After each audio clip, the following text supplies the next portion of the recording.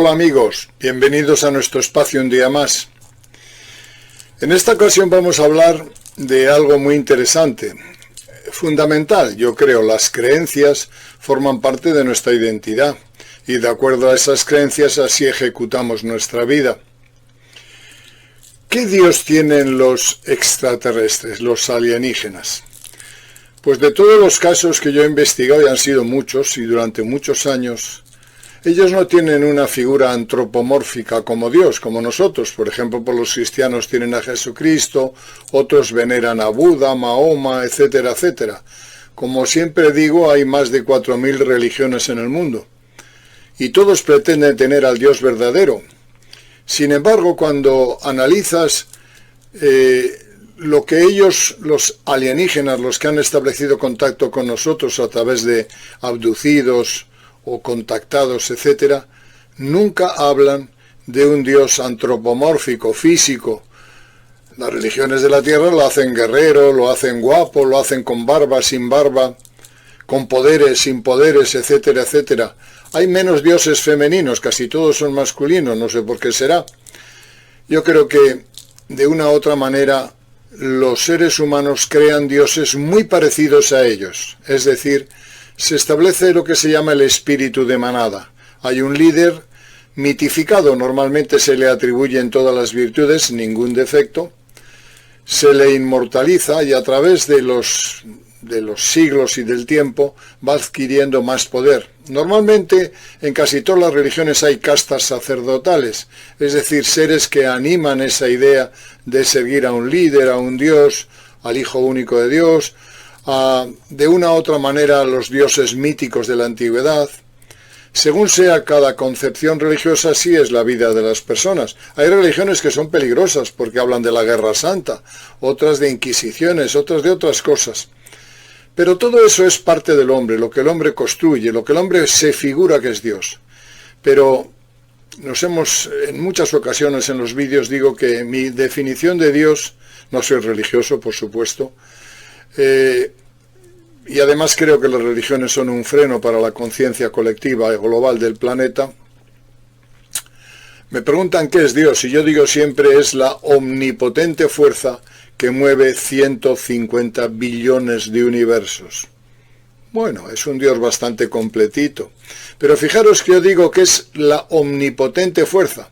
Bueno, por los alienígenas hablan de una fuerza primordial, de una suprema inteligencia, de una entidad no definida, del profundo, de lo abstracto. Siempre hablan de algo que está por encima de cualquiera y sin embargo es el origen de las cosas, pero no tiene forma humana. No tiene forma un ser sentado en un trono, con una barba o con cuernos, porque como hacían los egipcios, por ejemplo el dios Amon-Ra, ni con lanzas, ni con incensarios, ni con otro tipo de fetiches o de ideas religiosas que los seres humanos han creado. Ellos hablan de algo genérico, una entidad suprema que comprende a todas las cosas y que son todas las cosas a la vez. Los seres humanos, por el contrario, como nos dividimos en tantas facciones, tantas religiones y tantos dogmas, no alcanzaremos nunca la conciencia colectiva que se necesita para saltar de dimensión o alcanzar otro nivel de conciencia.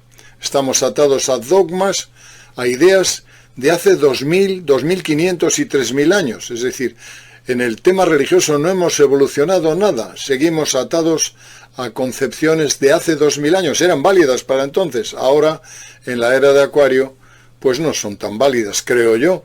En cualquier caso, lo que voy a transmitiros es de dónde hemos sacado nosotros la información de esa omnipotente fuerza que mueve 150 billones de universos. Y he cogido un relato de internet, que lo podéis ver reflejado en los contactados, de Mel Noel. Mel Noel es un teniente coronel, ya fallecido, de los Estados Unidos que hizo la guerra de Corea.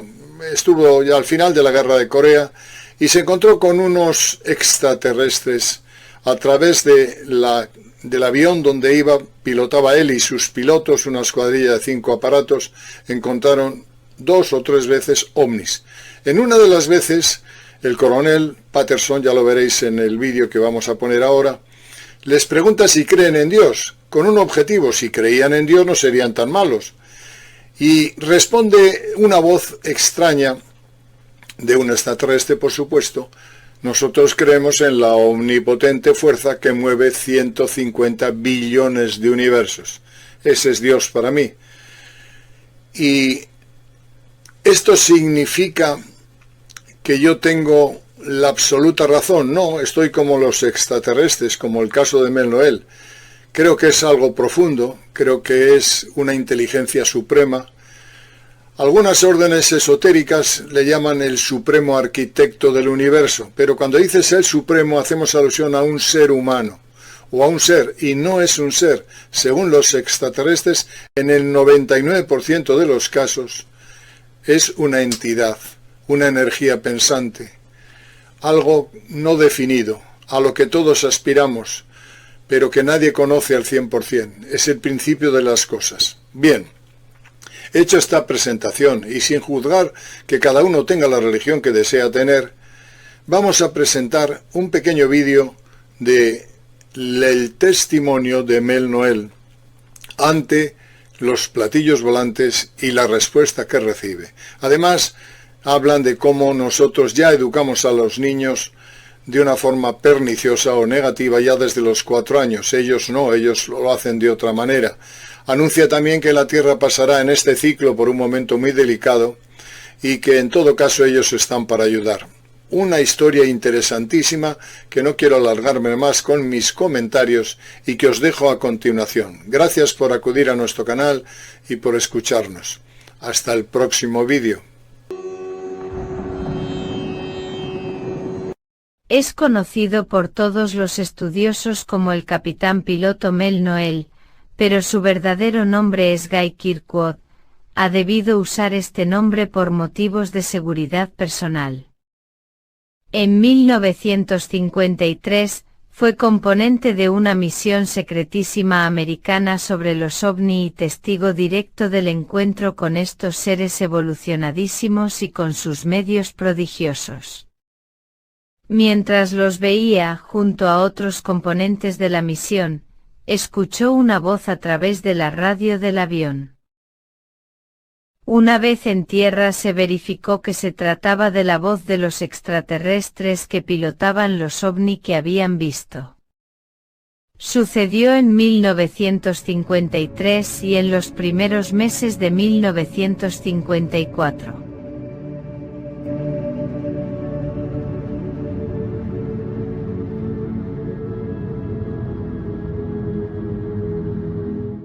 Ninguno de nosotros había tomado parte directamente en la guerra de Corea, porque en aquella época aún asistíamos a las escuelas de vuelo, y fuimos asignados a una escuadrilla aérea con base en una región occidental de Estados Unidos.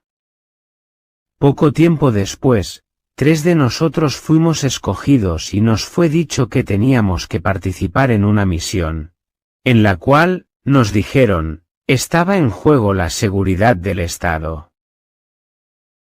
No supimos nunca por qué la elección recayó injustamente en nosotros. Nos explicaron que dicha misión estaba relacionada con los ovnis.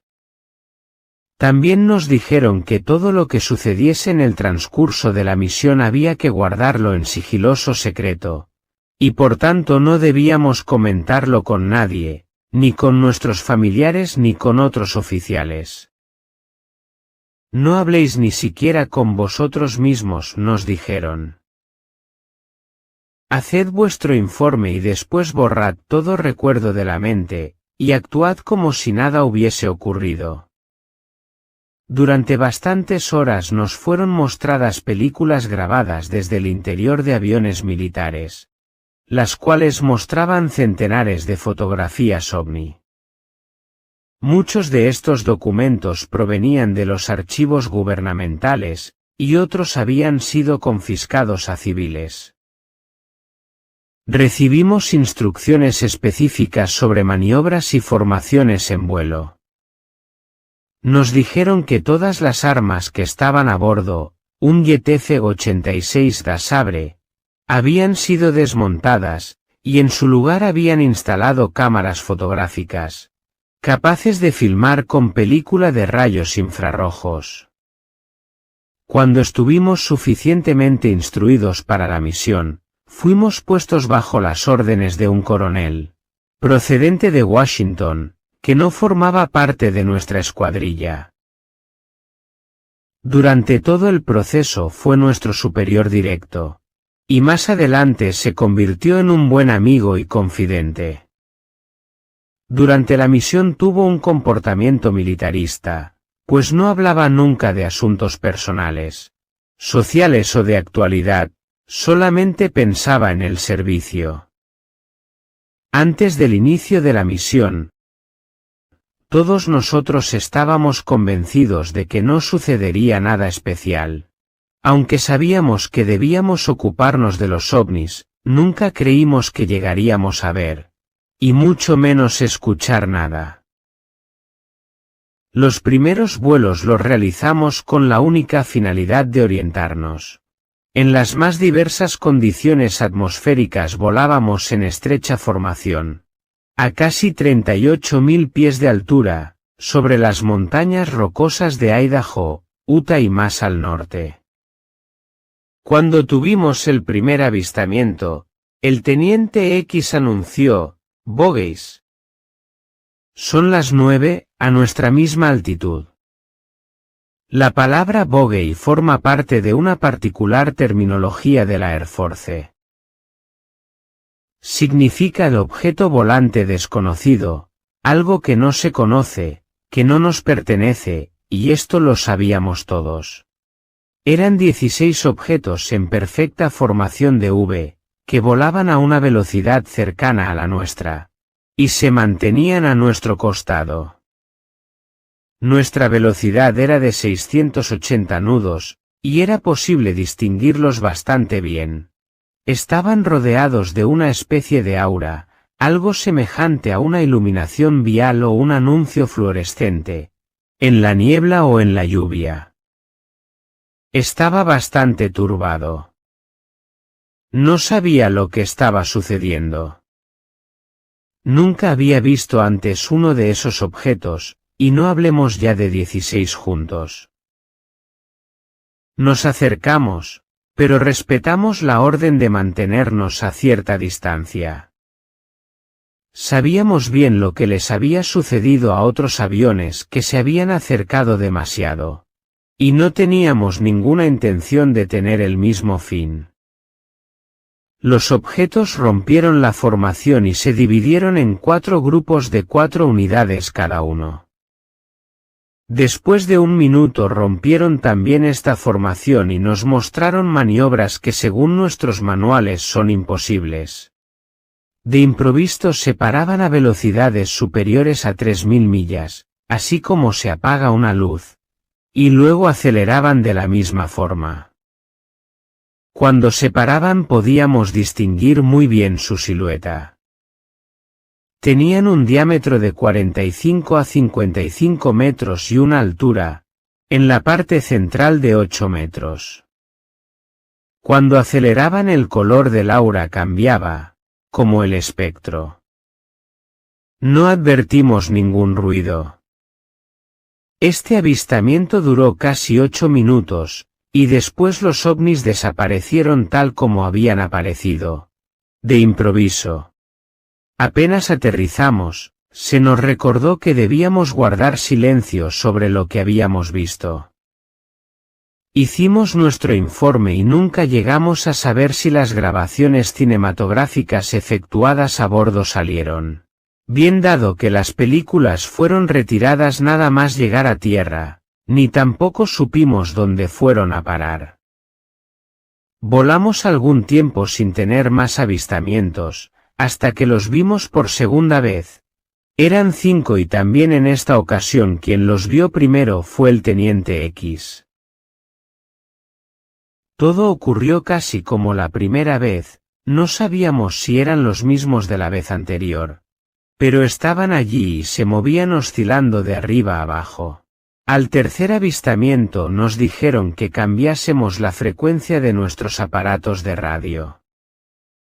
Esta orden nos fue transmitida en código, lo que nosotros llamábamos alfabeto invertido. Me fueron necesarios 20 o 25 segundos para encontrar la frecuencia indicada. Cuando al final la encontré, oí una voz, que no era la mía ni la de ningún otro componente de la escuadrilla. Esta voz contestaba a algunas preguntas. He de precisar que yo no formulé pregunta alguna, ni tampoco los otros pilotos.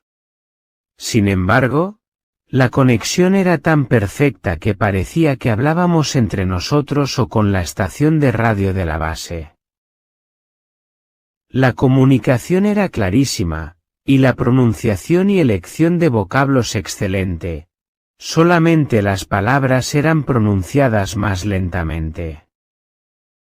Más tarde, el coronel Patterson nos dijo que fue él quien formuló las preguntas.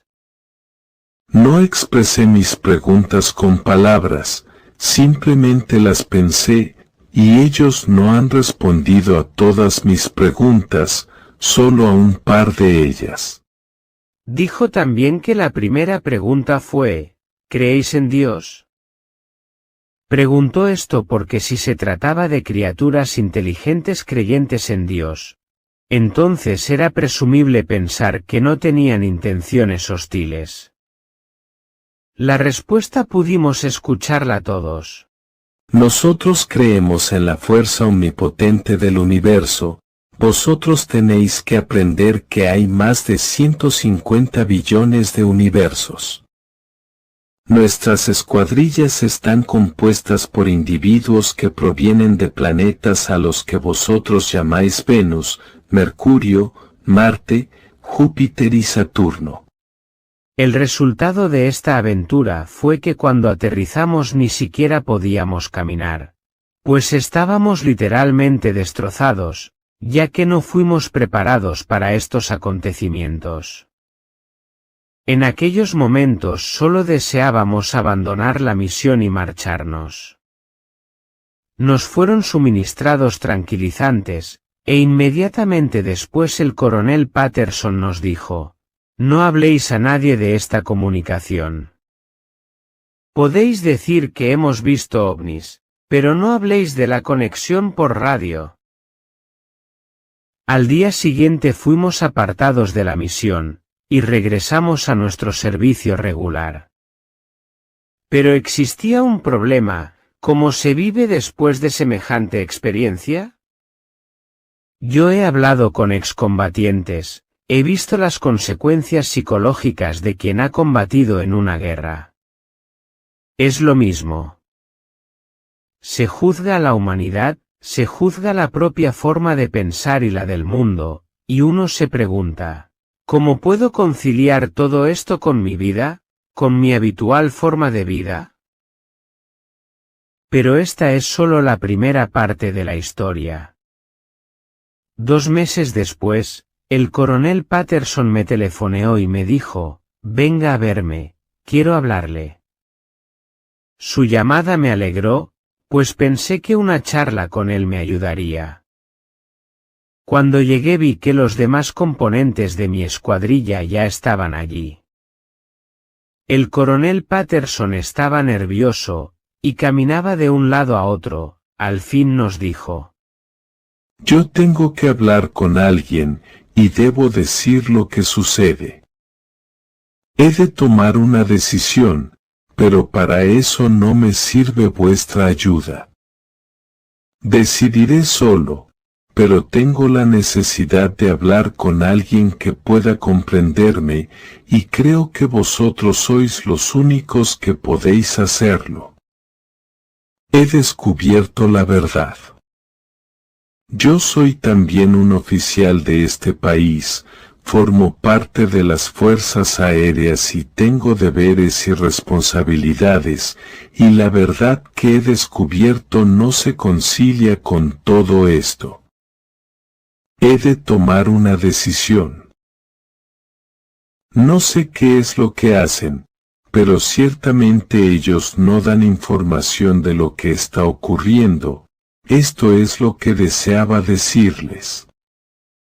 Nos veremos todavía. Hasta pronto. De hecho, nos llamó, 2 semanas más tarde. Venid, tengo algo que deciros. Cuando estuvimos con él nos dijo. Aquella comunicación no era la primera, solamente era la primera que alguien más estaba presente. Después nos contó algo de sus experiencias. No creo que nos haya dicho más de 1/10 parte de lo que sabía, pero para nosotros ya era mucho. Nos dijo que los platillos volantes no podían volar de un planeta a otro. Las naves nodrizas sirven para el transporte interplanetario de estos discos, y provienen de otros planetas, incluso más allá del sistema solar. Durante un vuelo hacia Luke, base aérea cercana a Phoenix, Arizona, había hablado por primera vez con los pilotos de una de estas astronaves, y le dijeron que habían organizado un encuentro a bordo de un ovni. A 18 millas más allá de Phoenix, el coronel Patterson estuvo a bordo de un disco volante de casi 50 metros de diámetro. Estaba en un valle apartado y solitario, y se apoyaba sobre 3 pies. Luego el coronel Patterson nos mostró un pequeño disco metálico.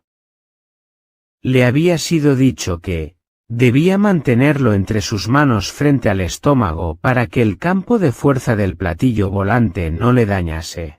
A bordo le fue presentado un maestro, y él empezó a preguntar por qué estaban allí y qué es lo que podía esperarse del futuro. Me respondieron que ellos eran los responsables de este planeta, el cual, en un futuro, no tendría condiciones especialmente favorables. Nuestro planeta es considerado como una especie de estancia provisional, donde son enviados especialmente aquellos que tienen problemas de fondo para resolver. Me confirmaron también la exactitud de la teoría de la reencarnación. El maestro hizo luego una serie de previsiones u observaciones, también acerca del futuro de California. Me anunció el inicio de una nueva era, cuyo influjo ya se puede advertir hoy, pero que se sentirá en toda su plenitud hacia el año 2000. Como preparación a esto deberíamos esperar numerosos cambios políticos, revoluciones religiosas y sociales. Los habitantes de la Tierra producen vibraciones de tipo prevalentemente negativo. Nuestro mundo es materialista y no objetivo ante las cosas invisibles. Los hombres prefieren tener cosas tangibles, pero en cambio deberíamos constatar que no poseemos nada, ni siquiera a nuestros hijos. El coronel Patterson dijo después que, en cierto sentido, era como si hubiésemos recibido una autorización para gobernarnos solos. No sabía, en cambio, quién había concedido tal autorización, pero nosotros somos libres de utilizar la tierra, el agua y el aire, y no tenemos que pagar tasas por hacer uso de ellas,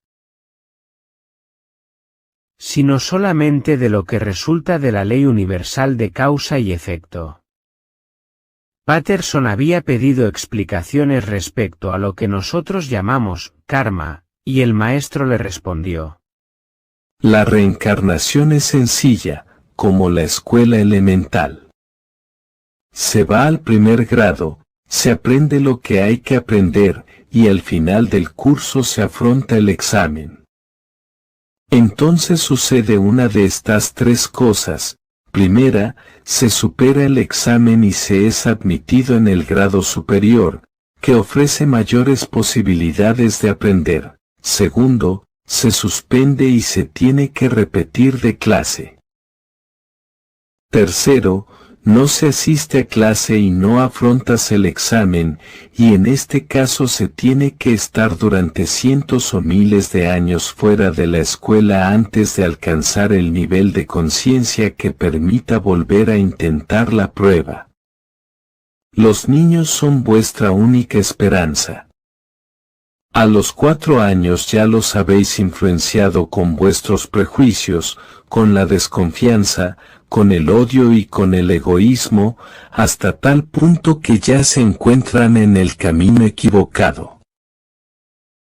Nosotros empezamos a educar a nuestros hijos a los 3 meses de edad, y a los 15 años ya dominan la telepatía. Luego el coronel Patterson nos dijo: Ahora sabéis. Podéis hacer lo que queráis, aceptarlo o reíros. En 1957 nos separaron y yo regresé a Connecticut. 2 años después recibí un telegrama del coronel Patterson. Estaba en el aeropuerto de White Plains y me daba su número de teléfono. Le llamé y me invitó a que nos viésemos, porque tenía cosas importantes que decirme. Cuando llegué vino a mi encuentro, estaba visiblemente contento. He decidido que me voy con ellos. ¿Qué es lo que quiere decir? Justo lo que he dicho. Dentro de 30 días me voy con ellos. ¿Tiene miedo?, le pregunté. Nada, es más, soy el hombre más feliz del mundo. Espero ese momento como un niño que espera a Papá Noel. Sé dónde iré, y esto es muy importante. Desde entonces lo llamé por teléfono diariamente. Si estaba en vuelo él me llamaba al regresar. Transcurridos 27 días le busqué en el aeropuerto, pero me respondieron que estaba en una misión sobre el Atlántico. Le dejé el recado que me llamase, pero no lo hizo. Volví a telefonear y me dijeron que su avión no había regresado. Esperé un par de horas y llamé de nuevo. Me respondieron que había desaparecido, y que le estaban buscando. Llamé de nuevo a la mañana siguiente. Ni rastro de él ni de su avión. Abandonamos la búsqueda. Este hecho no es nuevo. Cada año desaparecen en vuelo unas 300 personas. No sé cuántas desaparecen en tierra, y no se puede hacer nada. Lo que deberían hacer los gobiernos es informar de cómo están las cosas, sin hacer comentarios o dar órdenes. Y decir sencillamente, ocurre esto. Así habríamos dado un paso adelante.